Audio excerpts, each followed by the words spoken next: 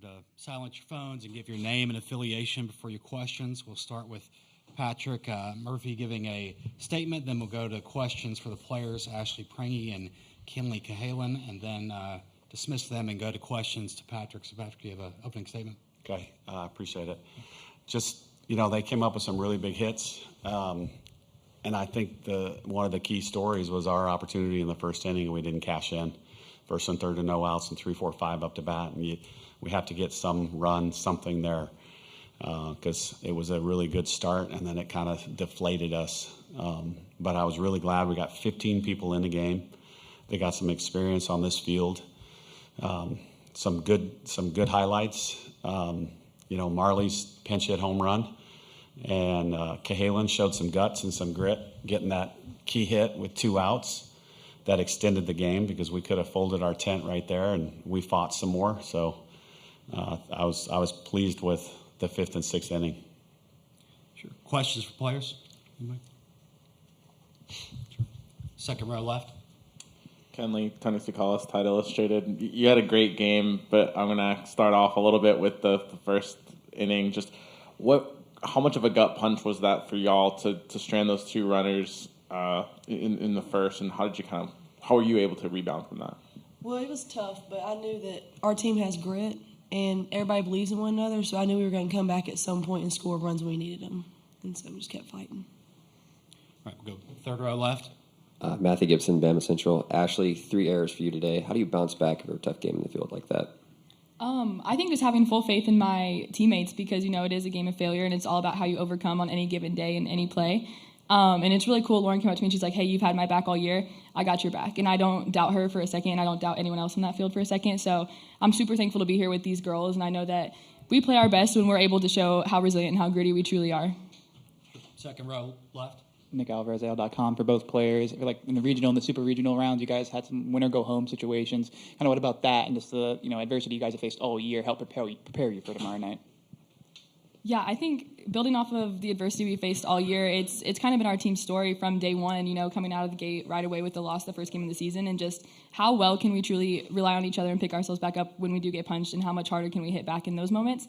And I think it's something that our team's taken a lot of pride in, is really kind of just took pride in making it a staple of our team this year. So. Yeah, I agree. I mean, this team, like I said, has grit, and I just know that I believe in every one of my teammates, and I know that tomorrow we're going to come back fighting and getting ready for tomorrow's game. Sure. Third row left. Edwin Stanton, Bama Central. Actually, not the outcome you wanted today, but with some good moments with Marley Giles getting her home run in her first appearance in the College World Series. Just talk a little bit about that and how exciting it was for her. Yeah, as a fifth-year senior, to see her come through like that and such a cool moment, it meant everything. I remember just taking it all in with Coach Allie, and I was like, man, my heart could explode right now on the field, just seeing the joy and just seeing her come through like that. She's worked so hard day in and day out, and everyone here has faith in her like no other. So just seeing that all come together for her meant the world. All right, third row left again. Katie Undo, Bama Central for both players. I think when I looked at the starting lineup today, Jenna was really the only one that had played in the World Series game before. So now do y'all kind of feel like you've settled in and have been on the stage? It'll kind of help you moving forward through the rest of the tournament? Yeah, I'd say personally, kind of like I said last week, I'd never made it out of a regional before, so all of this has been kind of new and just something different to take in. And so, like I said earlier, I'm super, super excited and super grateful to be here with these girls. And like I always say, there's nowhere else in the world I'd rather be than right here. So. Yeah, I agree. It's very exciting, especially as a freshman, first year, and I'm very excited to see where this goes. Sure. This will be our last question for players, third row right. Hey, Dave Wilson from ESPN.com. One of the things I think a lot of new viewers to softball appreciate is the sort of excitement in the dugout, the traditions, the superstitions. What does that add to the game for you? Like on a big stage like this, does it sort of bring a sense of normalcy with you? And what are your favorite ones? It does. I mean, our energy is very key when we're out there. I mean, we all know that. We've done that since day one. I mean, we have leaders in the dugout called the Wolf Pack. And so Jordan Stevens and Marley Giles are usually a part of that, and they lead us throughout all the cheers, and it's really fun. It keeps the energy going, the more motivating for all the people playing. Yeah, I think our team, too, thrives on momentum, and when we have the energy and are able to keep it, we kind of play our best and come together the best, I feel like. So it's super important to our game, makes the game a lot of fun. Okay. Thank you, Ashley and Kinley. Thank you, guys. Y'all.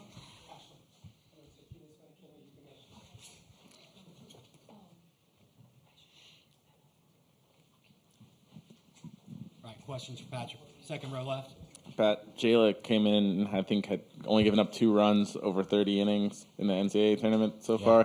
Did you see anything different from her today that maybe caused her to struggle?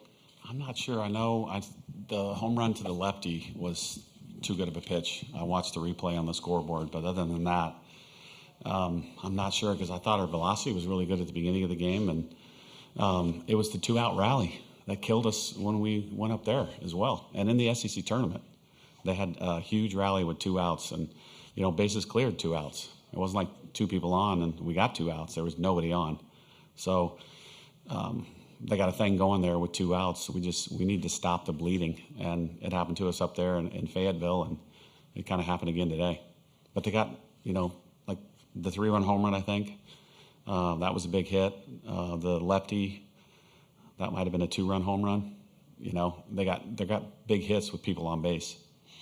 Front row left. Chase Goodred, Tuscaloosa News. Coach, apart from the missed chance in the first inning, were you pleased with the offense, especially given how talented Tennessee's pitching is? Yeah, well, one of the best stats was we only had 2 Ks, one by a starter, one by a pinch hitter. And when we faced Miss Rogers up there, I think we had 8 or 9, and only 1 against her this time. So I thought that was a big win. We were putting the ball in play. But it comes back to that first inning again. Just anything there to score a run, and I think, she might get a little tight, they might get a little tight, and it's a different story.